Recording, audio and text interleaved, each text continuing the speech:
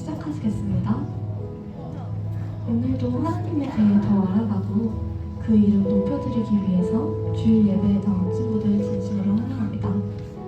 찬송으로 예배를 시작할 때 다 같이 자리에서 일어나서 찬양해주세요.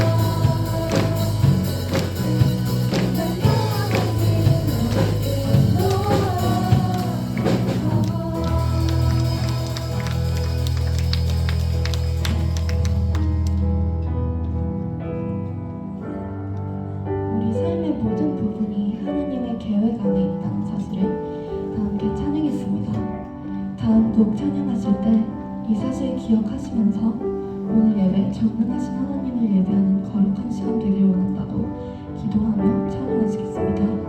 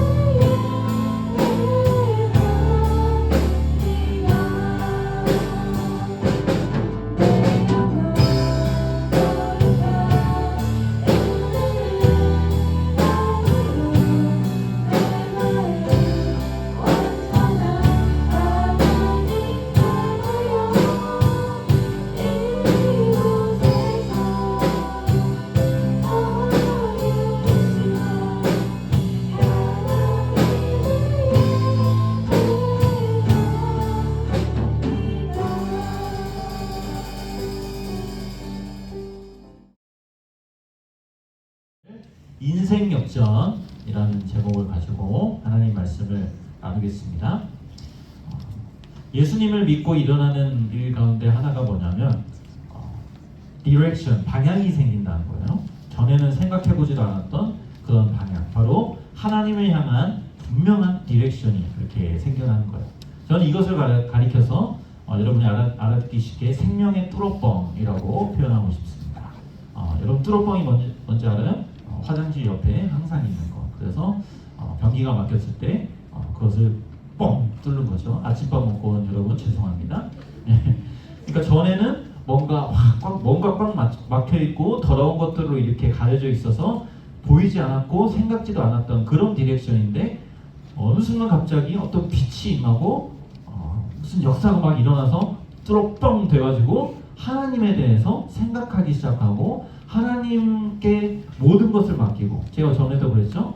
정말 하나님하고 가까이 지냈던 지난 교회의 한 성도님은 햄버거 메뉴를 정할 때도 하나님 어떤 걸 먹을까요? 정말 이렇게 고민할 정도로 24시간을 하나님과 제일 가까이 살아가게 되는 그런 삶으로 나아가는 것을 보게 돼요. 요즘 사람들 정말 열심히 삽니다. 그런데 열심보다 중요한 건 디렉션이죠. 잘못된 곳으로 계속 달려나가면 위험한 것처럼. 그래서 바울도 그랬어요. 고린도전서 9장에 보면은 나는 열심히 인생에 달리기를 해나가는데 디렉션 없는 것 같이, 퍼포스 없는 것 같이 그렇게 무조건 달리지 않는다. 이 말을 왜 하냐면 전에 그렇게 자기가 그렇게 살아왔던 거를 후회하는 거예요. 그러면서 그렇게 달려갔으면 좋겠다는 말을 고린도 교회 사람들한테 그렇게 말한 겁니다.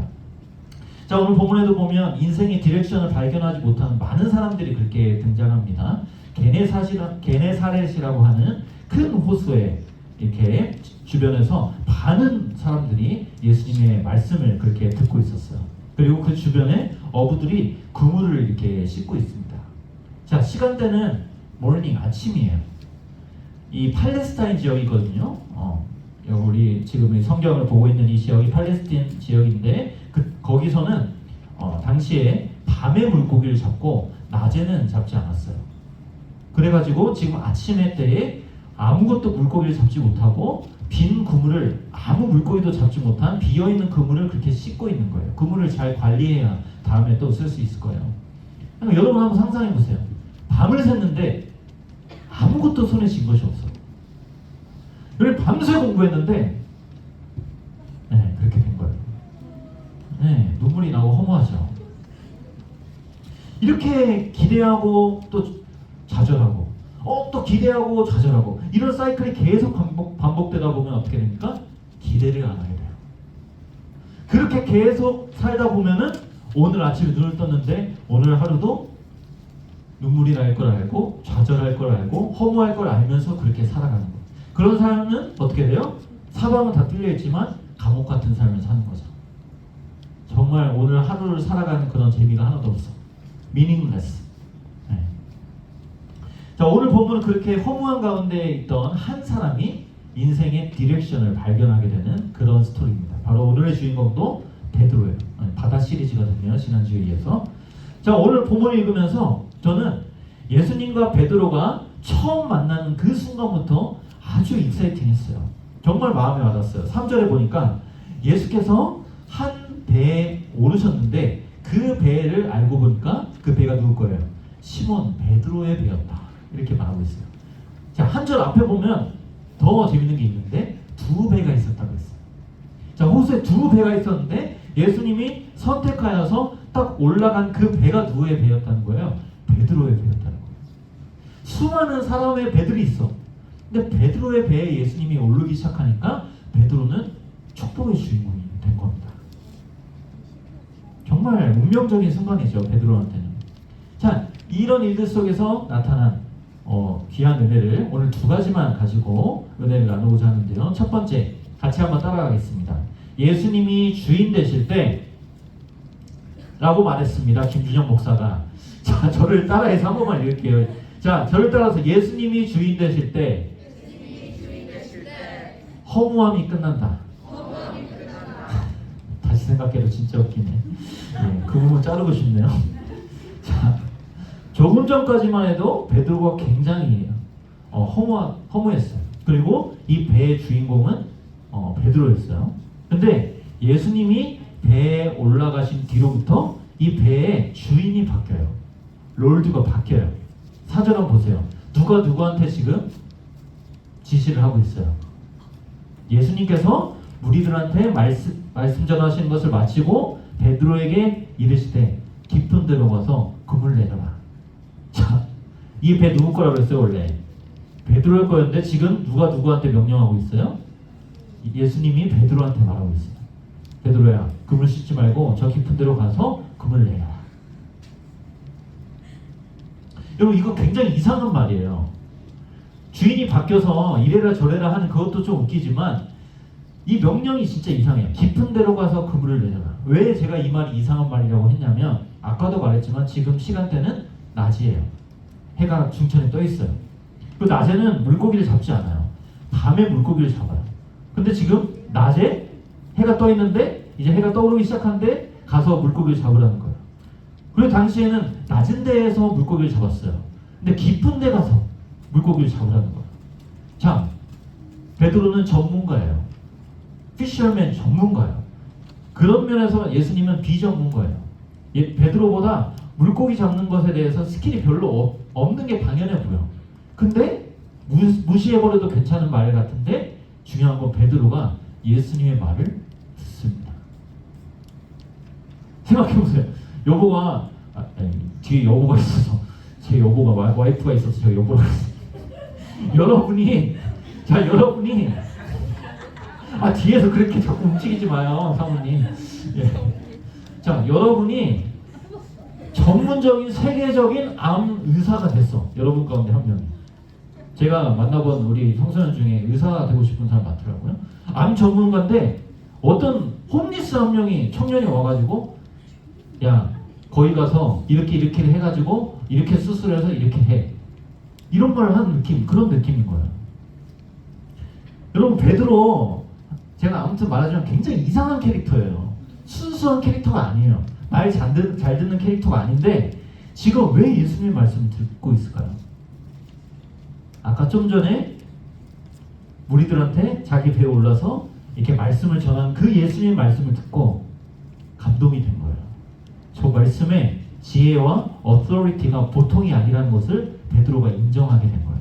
그러니까 뭐라고 말하고 있어요? 5절에 보니까 예수님을 뭐라고 불러요? 베드로가 선생님 그렇게 부르고 있어요. 뭘 배웠다고 선생님이라고 그래요? 그렇죠? 그러면서 자기보다 비전문가의 말씀을 듣고 있는 거예요. 배의 주인이 바뀐 겁니다. 여러분 저는 이 세상을 이런 세상이라고 말하고 싶어요. 예전에 여러분 보지 않았을 것 같은데 당연하지 라고 예능 프로그램에서 그렇게 하는 게 있었는데 당연의 세계 당연한 공식들이 있는 세계예요. 1 플러스 2는 3이다. 여기 이과생들 기분 나빠하지 마세요. 이런 걸로 기분 나빠하는 이과생들이 있던 것 같아요. 아니 근데 하나님은 당연한 그런 세계 가운데서도 일하시지만 당연하지 않는 방식으로 그렇게 일하실 수도 있는 분이 우리 하나님이에요. 누가복음 첫 장에도 보면 하나님이 마리아에게 천사를 보내셔서 이렇게 말씀하세요. 처녀예요. 결혼도 안 한 사람이에요. 근데 너에게 아들이 있을 거야. 이렇게 말해요. 그럼 당연해요 이게? 이상한 말이죠. 근데 그때 마리아가 말해요. 주의 종이 그렇게 그 말씀을 따릅니다. 이렇게 말해요. 그 말씀대로 이루어질 겁니다. 지금 베드로도 보세요. 예수님의 이해할 수 없는 말씀에 어떻게 반응합니까? 5절 우리 같이 한번 화면 보면서 읽을까요? 선생님부터 시작. 선생님 우리가 밤새도록 애를 썼으나 아무것도 잡지 못했습니다. 그러나 선생님의 말씀을 따라 그물을 내리겠습니다. 자, 밤새 잡은 것이 없습니다. 이 말은 무슨 뜻이냐면 이런 거예요. 예수님 솔직히 마음에 내키지 않아요. 솔직히 그거 안 되는 거 제가 알아요. 이 말이에요. 밤새도록 잡았지만 안 되는 거 제가 알아요. 하지만 거기서 끝나지 않아요. 말씀에 의지하여 그물을 내리겠습니다. 이렇게 말해요. 여러분 믿음은 뭐냐면 나라는 담을 넘어서 예수님께로 가는 거예요. 나의 노하우, 나의 어떤 생각, 나의 뜻, 아까도 찬양했죠. 나의 생각보다 크신 나라는 그런 캐슬이 있는데 그것을 넘어서 말씀으로 가는 거, 그게 믿음이에요. 근데 많은 사람들이 나라는 이 울타리를 넘어서기를 싫어하고 무서워하고 안 될 것 같아. 그거는 말도 안 되는 이야기야. 그래서 예수님께로 나아가지 못해요. 근데 믿음은 넘어가게 한다는 거죠. 혹시 여러분 가운데 교회는 오래오래 다녔지만 나라는 이 울타리를 넘어서지 못하는 그런 사람들도 있을 수 있어요. 베드로에게도 그랬어요. 예수님은 처음부터 주인이 아니었어요. 그냥 좋은 말씀, 대단한 말씀하는 좀 따르고 싶은 그런 느낌만 드는 그런 선생님 정도로 그렇게 다가왔어요. 저는 이것을 가르쳐서 이렇게 표현을 하고 싶어요. 그물을 내리기 전에 베드로. 이걸 우리한테 말하면 그물 내리기 전에 크리스찬.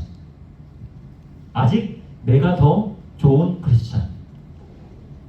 우리 매일 새벽마다 토요일 새벽마다 매주 토요일 새벽마다 담임 목사님이 설교 시리즈를 하시는데 그 타이틀이 뭐냐면 내가 모험이란 거야. 예수님이 굿뉴스가 아니라 내가 굿뉴스. 근데 여러분 살아봐서 알잖아요. 나를 믿을만 하던가요? 아직 여러분 그렇게 믿을 수 있어요. 여러분 I can do it. 좋은 자세예요. 근데 목사님은 그래요. 저는 이제 못 믿겠어요. 왜냐하면 제가 너무 연약한 사람이라는 걸 제가 알았기 때문에 너무 흔들려요. 근데 그 모든 인생을 내가 책임지고 내가 주인이어야 돼. 그러면 그 인생은 늘 흔들리는 거야. 왜? 내가 흔들리는 사람이니까. 목사님 이걸 발견했어요. 베드로에게 언제 놀라운 역사가 일어나요? 그런 흔들리는 자신의 캐슬을 넘어서서 들려오는 말씀을 트러스트에서 말씀으로 갈 때 무슨 일이 일어나요? 역사가 일어나는 거예요. 이게 예수님을 주인 삼는 거예요. 자, 핸들을 주님께 넘겼어. 알겠습니다. 말씀에 의지해서 하겠습니다 해서 그물을 내렸더니 어떤 일이 일어나요? 밤새, 그래 아까 이렇게 했는데 밤새 내가 해도 안 되던 것을 정말 물고기가 가득 차서 배에 다 실었는데도 여기에도 다 못 싣겠어. 나 좀 도와줘. 이렇게 할 정도로 가득 메워지는 놀라운 미라클이 이렇게 일어난 겁니다. 그리고 나서 8절에 베드로가 이렇게 고백하죠. 시몬 베드로가 이것을 보고 예수의 무릎 앞에 엎드려서 말했다. 주님, 나를 떠나주세요. 저는 죄인입니다.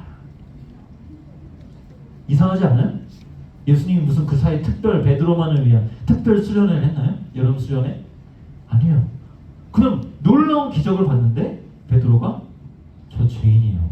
저 떠나주세요. 이렇게 말해요. 여러분, 왜 죄인이라고 했을까요? 예수님의 말씀대로 믿고 순종했더니 예수님이 어떤 분이신지를 베드로가 알아버린 거예요.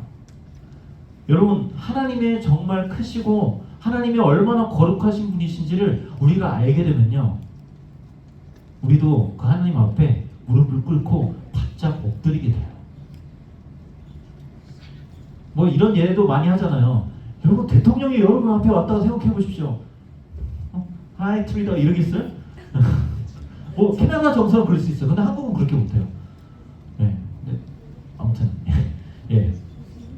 근데 여러분, 사람이 무릎을 꿇는다는 게 진짜 어려운 일이에요. 웬만해서 무릎을 꿇지 않아요. 여러분, 예수님의 무릎 밑에 꿇으려면 어떻게 바짝 꿇는 거예요. 야, 무릎 좀 꿇어. 그렇게 해도 안 꿇려지는 게 우리잖아요. 근데 베드로는 지금 바짝 스스로 원해서 그렇게 꿇고 있어요. 목사님이 딱 여러분만 한데 여러분 무릎 한번 만져봐요. 그 동그란 뼈 있죠? 그 움직이는 뼈 있어요. 그게 박살난 적이 있어요. 와우. 그게 그래서 병원에서 6개월 동안 그렇게 병원에 있었던 적이 있어요. 여러분, 그게 한번 그렇게 박살이 나면 어떻게 되는 줄 알아요? 리액션이 기대되는데, 한번 제가 그 교회 바닥에서 넘어졌는데 여기가 그렇게 깨지면서 아유 넘어졌네 하고 일어났는데 여기 깨어진 그 무릎 위에 발이 돌아가더라고요. 신기한 해보라고 할 수도 없고. 근데 그때는 일어나려고 해도 일어날 수가 없어요. 지금 베드로가 그런 거예요. 하나님의 크심을 경험하니까 일어나려고 해도 일어날 수가 없는 거예요. 죄인이라는 것을 깨닫는 거예요. 여러분, 예배는 어떤 시간입니까? 아까 우리도 찬양했는데, 예배는 하나님 앞에 내 마음의 무릎을 바짝 꿇고 하나님을 찬양하는 시간이에요. 마음의 무릎을 바짝 꿇고 나를 구원하신 하나님의 말씀을 듣는 시간이에요. 여러분, 이거는 야, 예배 이렇게 해야지, 야, 마음의 무릎을 꿇어야지, 야, 이렇게 똑바로 해야지, 그렇게 사람이 한다고 해서 예배가 되어지는 건 절대 아니에요. 그렇게 해서도 안 되고 그렇게 해서 만들어지는 예배도 문제예요. 우리의 마음의 무릎을 꿇게 하시는 분은 하나님이세요. 제가 여러분한테 야, 예배 그런 식으로 드리면 안 돼. 그렇게 해서 예배가 잘 되는 거 아니에요. 여러분이 베드로와 같이 하나님을 알게 되면, 내 인생의 주인이 정말 주님이시라는 것을 인정하게 되면 여러분의 예배는 변할 수밖에 없어요. 여러분의 인생이 그렇게 주님으로 바뀌게 되는, 그래서 주님을 정말 기뻐하는 예배자들로 서기를 간절히 바랍니다. 자, 두 번째는, 아까 첫 번째는 뭐였어요? 예수님을 주인으로 삼을 때 내 인생의 허무가 끝난다 했고, 두 번째 같이 한번 읽읍시다. 자, 한 번 더 얘기합니다. 같이 한번 읽읍시다. 시작. 하늘과 땅 사이. 네.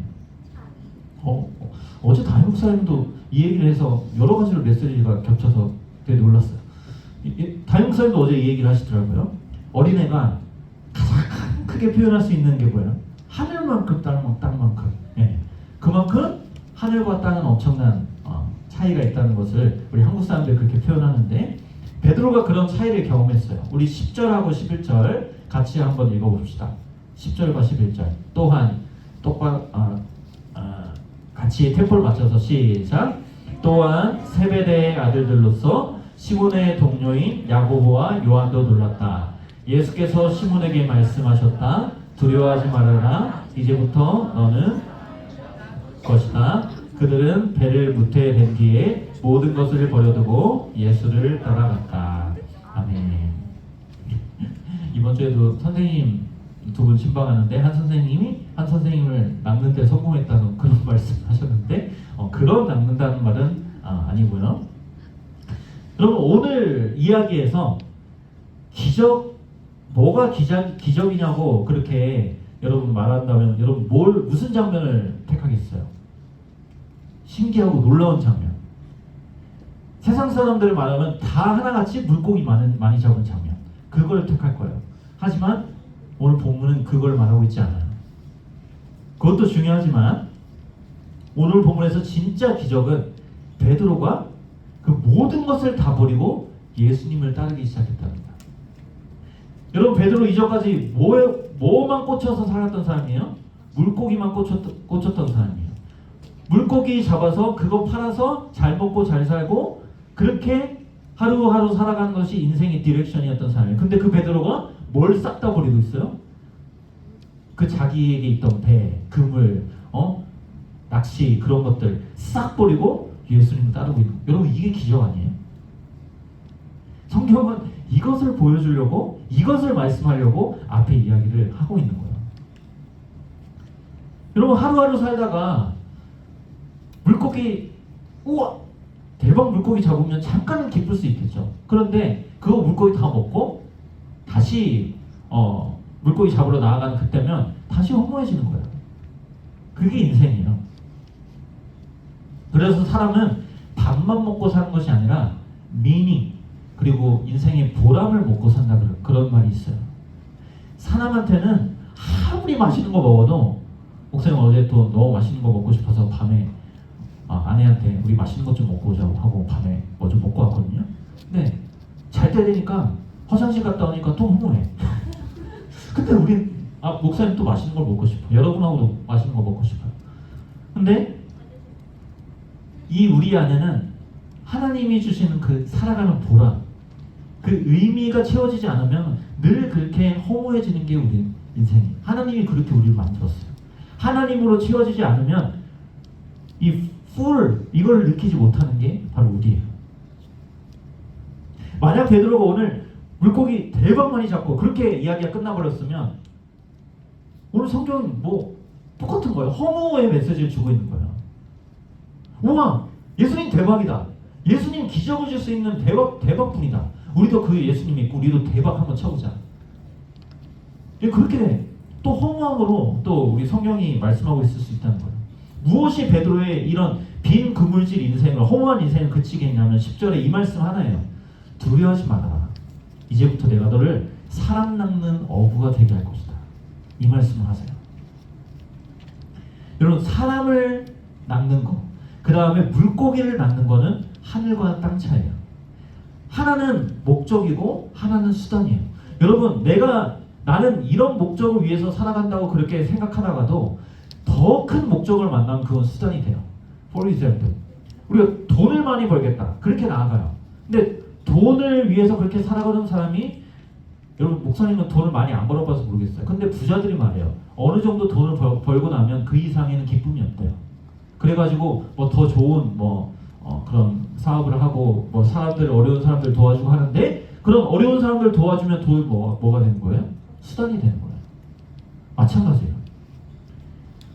우리는 내가 진짜 이렇게 살아가고 내가 정말 붙잡고 살아가야 할 궁극의 목적을 발견해야 정말 그 인생이 정말 복된 거죠.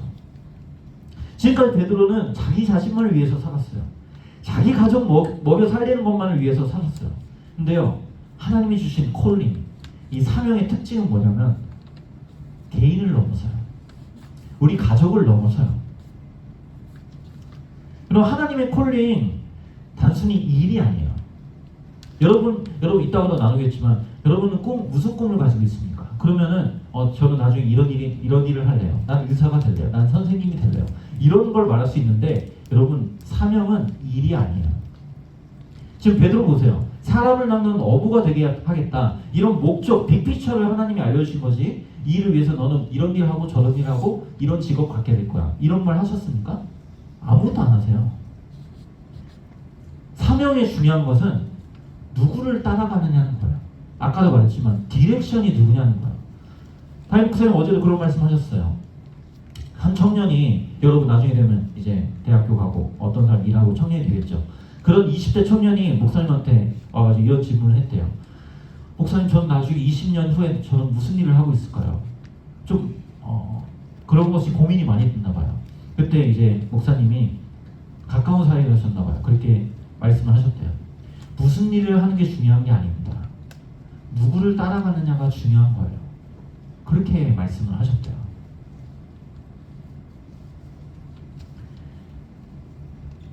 베드로는 하나님이라는 주인을 찾았고 지금 아무것도 모르고 앞으로 베드로가 지금 굉장히 다 변한 것 같지만 예수님을 계속 알아가는 첫걸음 뛴 거예요. 베이비요, 베이비. 믿음의 베이비.